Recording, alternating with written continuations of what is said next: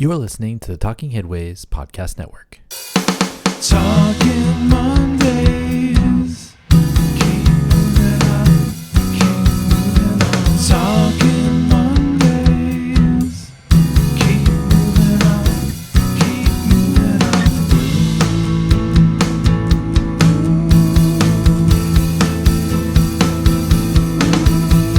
Talking Mondays. Keep moving on. Keep moving on.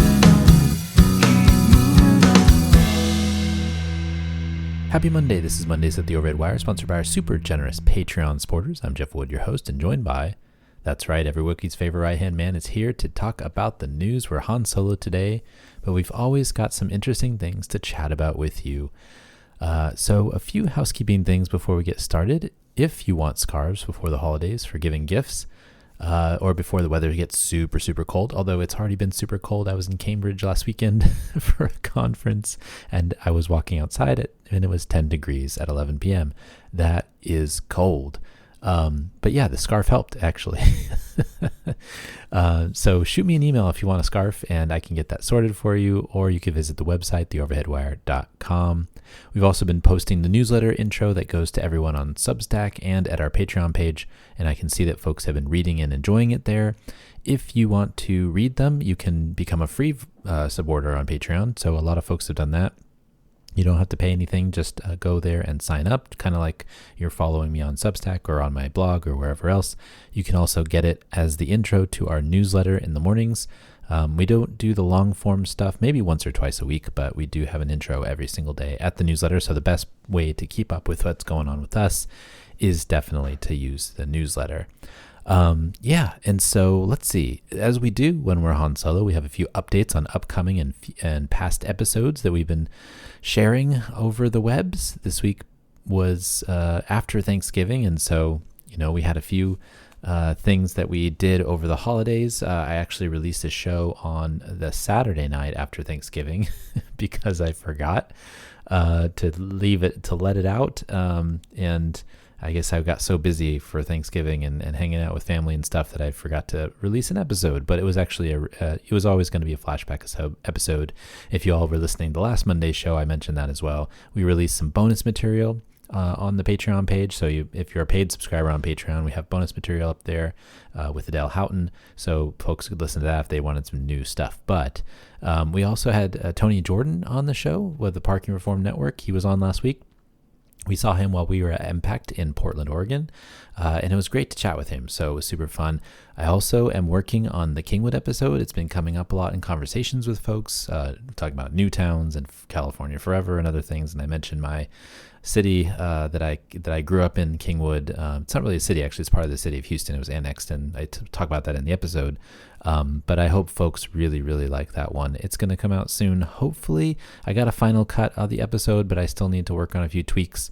One of the guests' audio is a little bit funky, so I'm trying to work through that a little bit. But it's pretty much done, and I'm looking forward to sharing it with everybody because I've been working on it for so long. For years, I've been working on the episode, and we're almost done. We're hitting the end of it.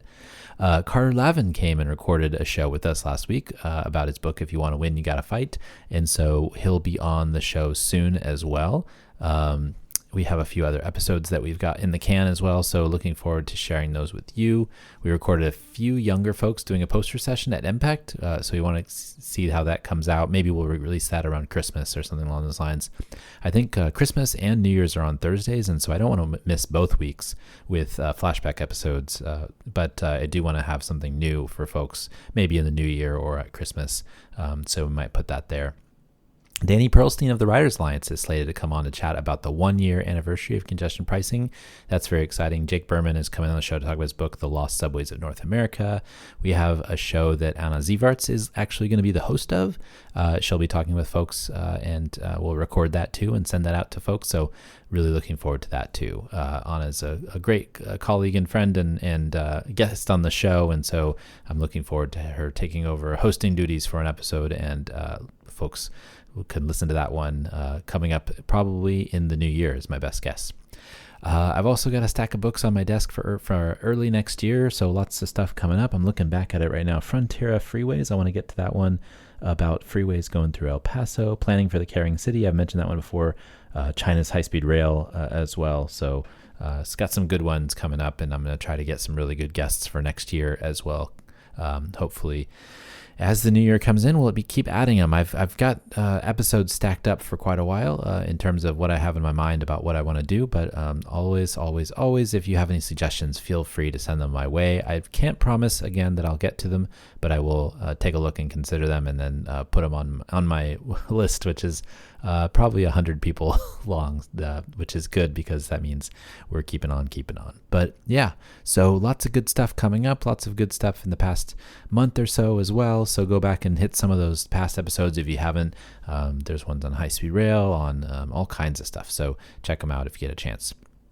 Also, thanks to everybody who's ordered Bus or Bike scarves. Again, we mentioned this at the top of the show that you can get your scarves before the holidays.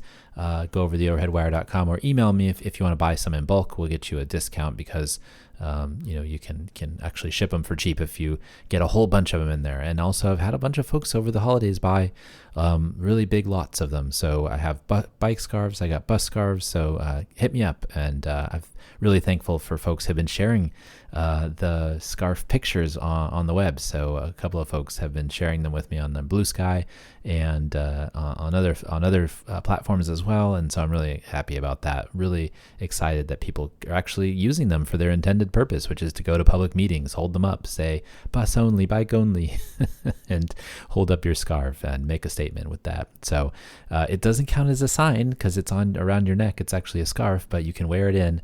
I think I just cracked the code on some public meetings where you need to show some support. So if you want a large order, let me know and I'll send them your way. And as always note, we always thank everybody for supporting the show, whether that's on patreon.com/theoverheadwire, or buying books off the bookshop site. You can support the show by going to our store on Bookshop and searching and ordering any book you want. It's not just the books that we have, although I do appreciate when you all really like the books of the authors that we interview, and then you go buy their book on our bookshop site. Of course, after you've gone to your local bookstore and they said they couldn't get it for you, which I'm sure they can, but we make it easier too. And so, order anything you want, but just do it from our page and we get maybe $1 or so per book. Or folks ordering the Cars or Cholesterol t-shirts or any of the merch that you can dream of through TeePublic with the congested heart image Richard Wazinski designed, bit.ly/carsarecholesterol. You can find him, Richard Wazinski, on Instagram at Dick David Sketches. So really great stuff from Richard. All these things make great holiday gifts. So if you want Cars or Cholesterol t-shirt, or you want a book from the bookshop site, or you want one of the scarves, they're all there. And I highly suggest that folks go check that out.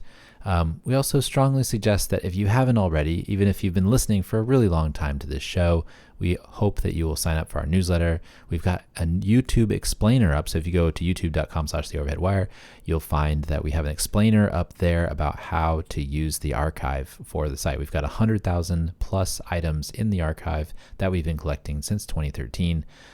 Tagged by topic and city. So we've got 13,000 tags almost, and there's a lot of stuff in there. And you can drill deep down into keywords and things like that. So I try to categorize things when I'm putting everything in the archive really detailed. So if you need to find something, I'm sure that we've covered it at least once or twice. And money things, we actually have a lot of stuff on. So I know that like congestion pricing, we have a lot on. We have a lot on water infrastructure and things like that. So go in and check out that YouTube, explainer. It's only about 5 minutes long. And so if you really need to do some research or something, hit us up, and that is the best way to go. So thanks everybody for listening. And now let's get to the show you've been waiting for. This is episode 182. We're live and in session. Before we get to the show, I want to let folks know that they can get this podcast on Talking Headway and Talking Headways, wherever you find your podcasts, including iHeartRadio, Spotify, Overcast, Pocket Casts, and of course, Apple Podcasts when it's not broken. If you missed last Monday's show, we did have a little bit of a snafu a few weeks before that with Apple Podcasts, and they were not actually downloading episodes. So if you missed a couple of episodes, I highly recommend that you go back and find them. There was a couple back there with Courtney Deseret and Roger Rudick as the host, talking about high-speed rail that we missed, maybe episode 179 as well, or 180 maybe of the Monday show. So if you missed those, go back and download them. But thanks to everybody who subscribes through podcatchers. It's awesome. You guys keep coming back to the show, and I really, really do appreciate it. Also, if you feel so inclined, leave us a review on iTunes or wherever you find this podcast. Share it with folks. That's a really great way to share the love and share the show. Get us to keep on going and keep folks listening. Really appreciate it. Every time someone new comes on and listens to the show, really appreciate that. Also, I've appreciated some of you. I know at the end of the year, Spotify does some, what was your highest listened to album or podcast or whatever. And some of you are really hardcore listeners. And so I really appreciate that too. Especially the folks that are mainlining the show.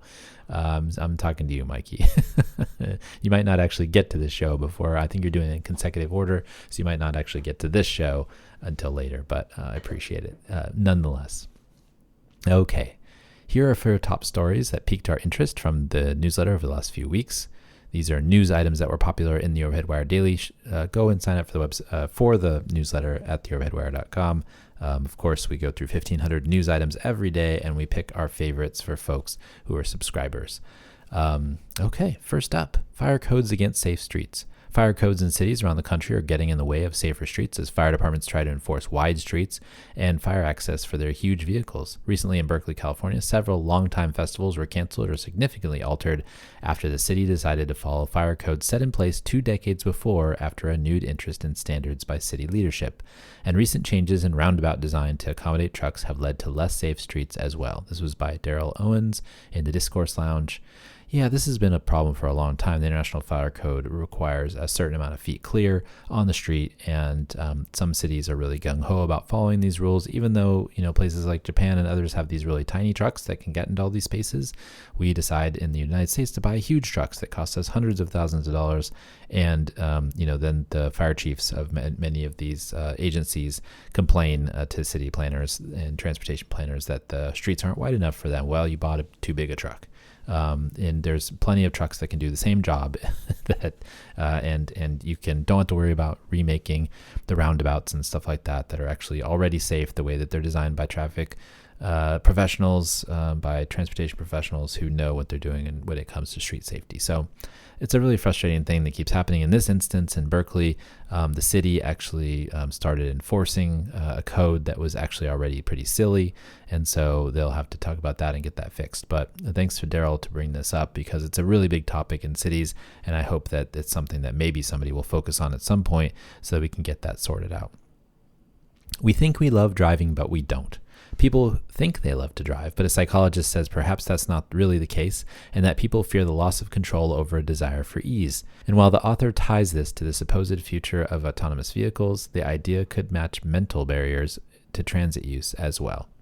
So this makes a lot of sense. I think that basically it's kind of like flying an airplane, right? There's a lot of people that fear flying because they don't really have control over the plane. The pilot has control, and you're up in this tube at 30,000 feet in the air and you're just kind of letting it go.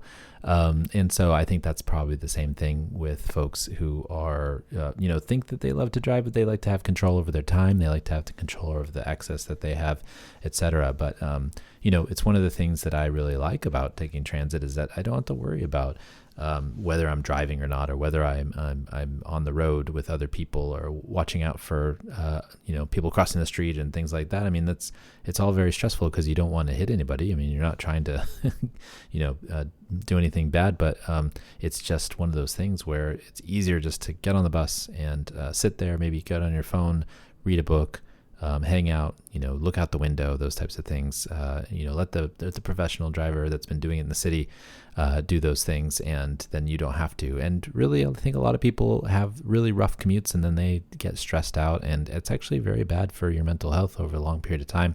It's bad for your physical health as well, the stress levels and such. There's been a lot of research on this topic, so I hope this gets discussed more, but I think it's really interesting when they're, basically Jason is talking about the move to autonomous vehicles and what people are worried about and why they think they love to drive, but they really don't like to drive. Just really interesting article, especially from that psychology angle. Okay. Boston stacks affordable housing with libraries. The city of Boston will use 3 library rebuilds to also construct affordable housing. The move to build mixed-use buildings also mirrors a trend across the country that sees public spaces like libraries as valued community assets that should be sited next to others. They also represent genuine third spaces that don't require payment for goods and services. This was by Troy Aiden Sambajon in the Christian Science Monitor. There's been a lot of discussion about this lately, but using public space, public land, public property to build more housing in addition to many of the community assets that exist, like libraries, community centers, and stuff like that. There's also a discussion in Denver specifically about folks wanting the Colfax police station at 51st Street, I believe, to also add housing to that parcel. Local advocates are suggesting adding a station and housing, but the police department really doesn't seem super interested in that. New parking for police and visitors would consume twice as much space as the station itself in the plans, it says in the article in Denverite. And so that makes actually a lot of sense why the police would try to block housing, because they might lose their parking spaces. That's a big thing in New York City too, as well, the parking that gets lost because of that. So I don't know. I just think it's really interesting, thinking about that specifically, and like what might happen if you actually took the public good, the public property, and used it for public good, versus kind of the arguments we have about why we shouldn't. But the city of Boston's going to try it, and I look forward to seeing what they do. Okay, so streamlining transit projects. Senator Kelly, Warnock, Lee, and Curtis have shared the first draft of a Streamlined Transit Projects Act that, if enacted, would allow state and local qualified agencies to do the environmental reviews and approve categorical exclusions, I can't talk today, for transit projects, similar to how state DOTs self-certify highway projects without federal involvement. This was by Cami Mondo in Deseret News.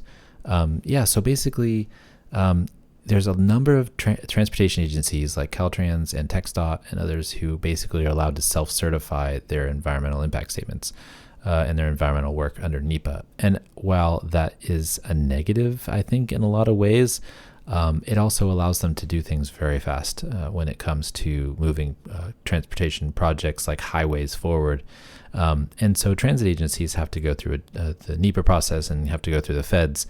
And it really is frustrating a lot of times. And, the NEPA process also is part of that is the alternatives analysis. Part of that is the process for setting up categorical exclusions, which there are a lot of now that can allow basically, easier environmental processes. Because I know now, for example, if you build, a light rail in the street, you have a little bit of easier time than you would have otherwise. But allowing transportation agencies, state DOTs and stuff to self-certify transit projects would be really helpful. And I know that there's been a lot of laws passed specifically here in California to try to get transit projects in the street, basically exempt from CEQA and stuff like that. And so we have also Alex Lee passed a law getting like electrification of Caltrain, or future, I should say, electrified transit overhead wires, basically allowed that to get a categorical exclusion of sorts, not have to go through CEQA, those types of things that are silly that we actually make that a big thing. And so that would be helpful, especially, since there's a lot of NIMBYs that basically use this to block projects, and when they should just be passed through. So really interesting, especially the senators that actually wanted this to happen: Kelly, Warnock, Lee, and Curtis. Lee and Curtis are from Utah Transit, basically supporting Utah Transit authorities want to actually do the environmental impact statements on their own. So interesting stuff. I hope we see more of this type of thing for transit projects, although in the road building capacity, I'm not so sure if we want to self-certify, because I'm not so sure if the state agencies have the best intentions, especially when they're building new highways through cities, through wilderness areas. I know that here in the Bay Area, they want to build a highway in an area that's going to be inundated with floodwaters in a number of years. So there's that problem too. Okay, Toronto plans for more bike lanes by narrowing car lanes. The city of Toronto has plans for 20 kilometers more bike lanes, pushing back on Premier Ford's wishes to rip them out to appease car drivers. To get around any prohibition and limits, the city will reduce car lane widths in order to give bikes more space. Technically within the mandate that the number of vehicle lanes not be reduced. This was by Michael Talbot in CityNews Toronto. Yeah, so basically, Premier Ford wants to rip out all the bike lanes. They say that they shouldn't be taking away lanes for cars. And so the city of Toronto says, hey, well, okay, let's not get rid of lanes, just let's narrow the lanes. And boom, then we can take space for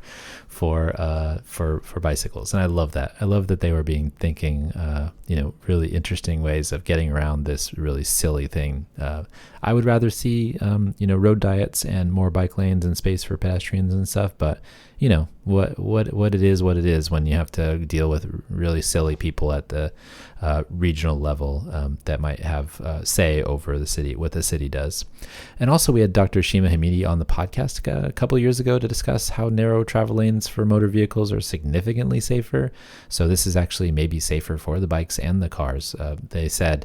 She said when she was on the show, we found that 12-foot lanes have actually significantly higher number of crashes than 9 or 10-foot lanes, which is counter to the street design practice and most policies and lane width standards that you see currently happening in the U.S. And then what she also found was that speed limits mattered when measuring the safety of narrow streets.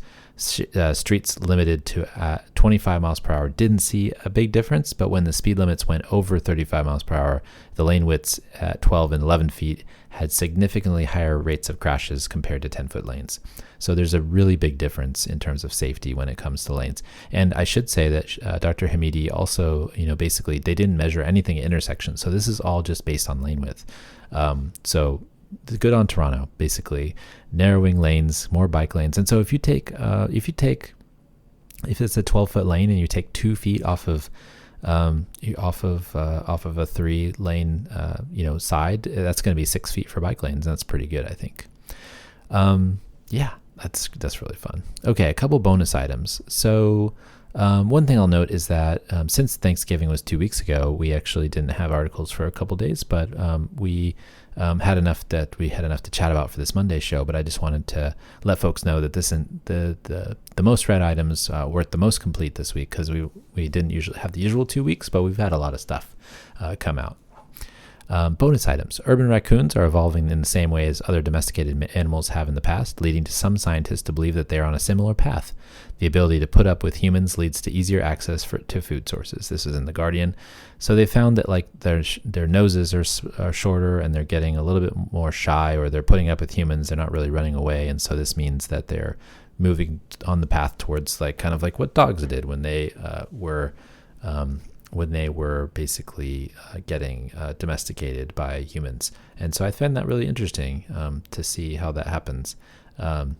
There has been studies that show when foxes, somebody trapped some foxes or something, and they found that the ones that had the smaller noses and were calmer and more, chill were actually easier to make pets. And so can't remember where that study was from, but I saw it somewhere. Maybe it was in a National Geographic or something along those lines, but really interesting. And I don't think many people are going to be wanting to take urban raccoons as pets, but it just means that they're being they're shimmying themselves into urban life a little bit easier. And because we give them a lot of food, because we don't give them food necessarily, but they like to eat out of the trash. They call them trash pandas for a reason.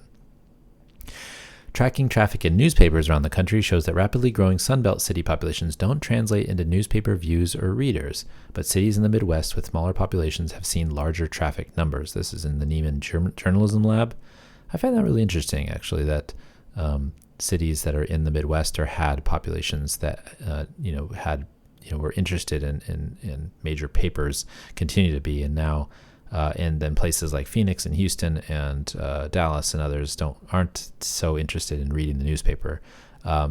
Really, really interesting kind of finding. I'm not sure really what to do with it, but from a city planning perspective, anyways, or even a politics lesson.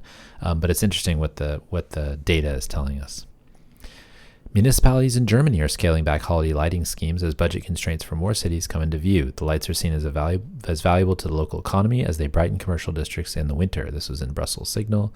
Yeah, I mean, I wish, whenever we cut back money for public life, it really impacts people. And in this instance, it's going to impact the merchants, because the holiday lights and the things that are exciting about people going into downtowns and stuff are are that's some of the process of creating a wonderful atmosphere in cities. And so one of the things I really want to do is go to like a bunch of Christmas markets in Germany or in Europe sometime, just like fly over there and have, a really good time checking out these places that have popped up over thousands of years and continue. It's amazing.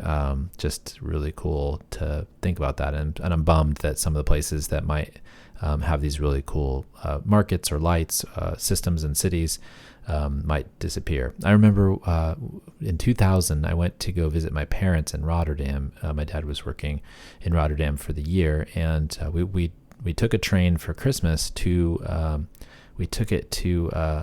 Heidelberg, Germany. And I was just super excited when we went to town from the hotel, because the whole commercial street was lit up. There were Santas climbing up the walls. It was quite amazing. And I was just like really impressed with the amount of, decorations and stuff that were happening in the city. So I imagine a lot of the cities are like that. And I'm bummed that they're losing some of their budget for that. The UK has announced that a road user charge of 3 pence per mile will be charged for electric vehicle drivers around the country. The charge is expected to raise £1.4 billion, about $1.8 billion by 2030. This is in Traffic Technology Today. I am bummed about this I like the idea of a road user charge, but I want it to apply to everybody, not just electric vehicles. That seems to me the better idea, is to charge everybody the same and see how that shakes out. I think right now many cities are just using registration fees or payments and stuff, annual registration, even this road user charge as a penalty for electric vehicles, not as a way to encourage people to drive less or a way to encourage people to get electric vehicles, for that matter. I don't think that they're the savior. I don't think that they're the end all be all, but I do think they're better than combustion engines. We find out now, there was an article today that I saw about New York's congestion charge, where it said that it reduced actual pollution 22% so far. They did some research, folks at Cornell University did some research and found that the reduction was significant. And they actually were measuring before the cordon was put on and after at the same stations, and they found a reduction. And so I think that that's huge. And this is the kind of thing that I wish road user charges and cordon pricing and stuff was used for, was reducing congestion, reducing driving, reducing emissions, reducing air pollution. I mean, that's the way to go. Car sharing company Zipcar will close up shop in the United Kingdom. The company has about 550,000 members in London, but says it wants to streamline operations and focus on growth in its other markets. This was in BBC News. What a loss. I think Zipcar is one of the few places there. So hopefully, some other company picks up the slack, because apparently they had 550,000 members. I'm sure a lot of those members hadn't used it in a number of years. I mean, I've been not using Zipcar as much as I used to, but I'm still a member and I still pay the annual fee, just because it's necessary without a car to do that from time to time. Sometimes you need it. It's because the city, not this city specifically, but like the region is built around driving. And so sometimes you just have to do it to get somewhere or do something, unfortunately. Writing in the New York Times, Nicholas Rohatyn suggests that if newly elected Mayor Mamdani wants to pay for free buses, the elimination of many free parking spaces isn't a reasonable target for raising the $1 billion needed to run all the service. This is in the New York Times. I heard this a lot lately, actually. There's a lot of free parking in New York, apparently. I mean, I've only been to New York a couple of times, but I didn't notice because I wasn't driving. That's really interesting. I bet you they could raise a lot of money by actually having meters or having parking permits for streets or whatever else. You might actually clean up, a little bit of, you might actually reduce traffic a little bit more too, because people won't be searching for the free parking spot, Seinfeld style. A really interesting idea. Maybe they can raise a bunch of money and run free buses, or maybe they could keep the fares and maybe raise $1 billion and then run more buses. Let people have a choice of getting places faster. That would be great. Build more bus lanes, et cetera, et cetera. There's a lot to be done. And finally, Zillow recently pulled back on sharing climate risk scores in its home sales platform as people complained that it lowered the value of certain homes in high-risk areas. The pullback shows the need for an in-depth flood mapping program at the federal level and shows these risks now and into the future, argues our friend Susan Crawford. This was in Moving Day. So Zillow pulled out, but The data is still there. Not in Zillow, but it's still out there, and so people can find out. But it's really ridiculous that they pulled it off there. And I think it's just kind of this backlash from the conservative side about climate change, and that's silly because really, who wants to know that they're living in a floodplain before they buy a house? Everybody. Everybody wants to know. I think I've said, I've probably said this many times on the show, but when friends come to visit San Francisco, that's one of the first things I tell them to do when they're looking for a house. Look at the liquefaction zones in the city. This is earthquake safety. There are places in the city where they filled in the bay to build housing. The marina is the most notable of those. But there's maps of liquefaction zones where there's a creek bed or there's a place where they're basically filled in. And so if you build a house on top of that during an earthquake, it's going to liquefy and that house is going to be toppled over, like many houses were during the 1989 earthquake in the marina, like many houses were on Valencia Street, for example, during the 1906 earthquake. There's just a lot of knowledge that you could gain for yourself by looking at hazard maps. And if you want to take the hazard map seriously, you might actually go, instead of a 200-year floodplain, you might go to like a 500-year floodplain, because we're getting to that point where we're getting these massive rain events. And I don't think that a 100-year flood map is actually very accurate as to how much risk you're at in flooding anymore. Okay, well, this week and every week, I want to thank our generous Patreon supporters. You guys are awesome and keep the show going by listening and supporting each month. Thanks to everybody who listens to this show and Talking Headways. We really wouldn't be here without you. And you can support the show by going to patreon.com/theoverheadwire. We've had people sign up over the last year. That it's been amazing. We've had signups for the free version. We've had people sign up for the paid version. But with the paid version, if you sign up for $1 a month, you get this podcast ad-free, so no ads. Maybe in the beginning of the year, I'm thinking actually with this podcast, I'm putting in a couple more ads in the middle of the show. I know it's not the most fun thing in the world, but if you become a member on Patreon, then those ads never show up at the beginning of the show, the end of the show, in the middle of the show. Nothing that happens. Just the ads I'm reading like right now. This is my ad placement for myself, but we do that. So, and then $2 a month will get you some stickers and a handwritten note, as well as access to the free podcast. With no ads, and then also, well, not free because you're paying me to help the show. I appreciate that, but ad-free podcast. And then $10 a month will get you one of our scarves. Become a member of the $10 level, and we'll send you a scarf of your choice, whether it's a bus or bike only. I'm also thinking about doing something else soon, so stay tuned for that. You also get bonus episodes at any price level. So we've had Adele Houghton on the show. We've had a number of folks on the show. I have another bonus episode sitting on my desktop that I've been meaning to put together for quite a while. So we'll have those out probably in the next month or two. So yeah, thanks so much everybody who supports on Patreon. And don't forget, we also did produce an audiobook version of Raymond Unwin's 1909 classic, Town Planning and Practice. If you want to get your hands on one, go to raymondunwin.com. You can also get it through your local library on Libby, so sign up for that too. Libby is the best. It's basically a library app, and you can get audiobooks, you can get download books, ebooks and stuff like that. You can also do a lot of really cool stuff on there. So I highly recommend Libby. And then also, if you download Raymond Unwin's Town Planning and Practice on there, that's pretty cool too. And either way, no big deal. You can listen to it through your Libby app, or get it from raymondunwin.com and listen to it as a podcast in your podcatcher. Okay, listener questions and comments. If you have a comment or question, feel free to tweet us or comment on any of the social sites where the podcast appears. I really appreciate folks have been emailing in and talking about the show, asking questions and things like that. Feel free to write in. And if you want me to read out your letter on the air, let me know. Have any questions, shoot me an email at theoverheadwire@gmail.com. And Puppies and Butterflies is the part of the show where we're talking about something fun, interesting, or maybe it just didn't fit in any of the other sections. Really had fun decorating cookies this weekend for Christmas.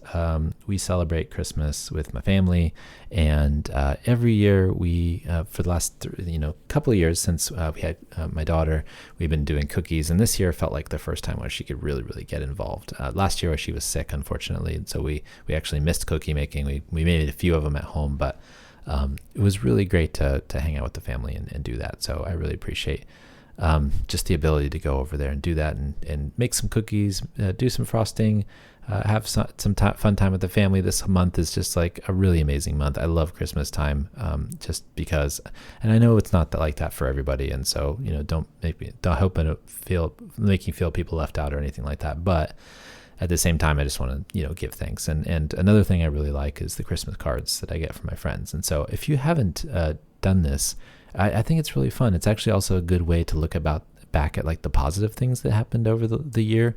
I've been writing a Christmas card since 2023 now. Let's see, 23, 24, 25, maybe 22 as well. I can't remember exactly. I think we're on our fourth one, and it's just so fun to kind of go back and look. So I write a letter, as well as we put together a picture Christmas card and send it to all my best friends from like high school and college and stuff.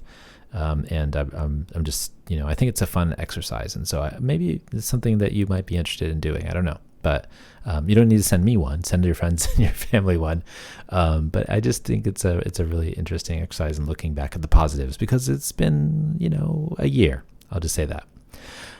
So yeah, Christmas cards, Christmas cookies, and holiday time, because not everybody celebrates Christmas, but there's a holiday for everybody out there.